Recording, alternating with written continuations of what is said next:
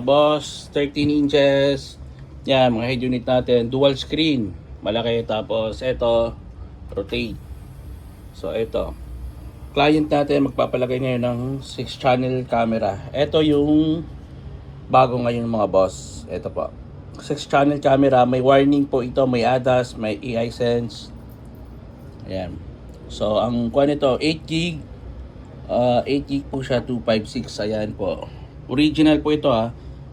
Ayan. Pakita ko sa inyo yung equalizer niya. Ayan. Makikita nyo naman. Ayan. Enhance.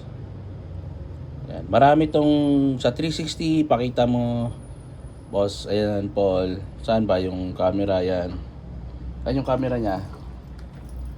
Ayan. Para makita nila. Ayan. Front. Pakita mo yung rear. Ito yung rear. Ayan. Ito yung left and right. Kaso hindi natin nakikita hanggat hindi na-install sa kotse. Sa sidings po ito. Ayan. So, ayan. Meron tong warning device. Ito mga to. Ayan. Ito yung 360 din natin na iba. So, ayan mga boss. Gusto nyo ng mga high-end head unit sa may Cubao. Ayan, marami tayong pagpipilian. Baka gusto nyo mga boss. Ayan, yung ibang equalizer. Ayan, makikita nyo.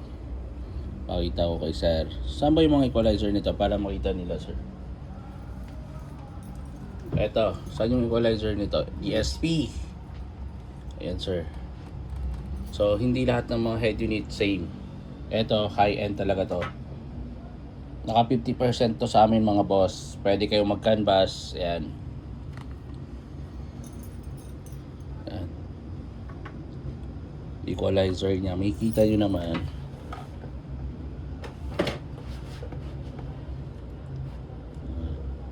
DTS meron siya. Grabe. Ayan. So, 13 inches. Ayan. Tesla, marami tayong Tesla mga boss. So, ito kasi, to tell you honestly, mas okay sa akin yung mga ganito.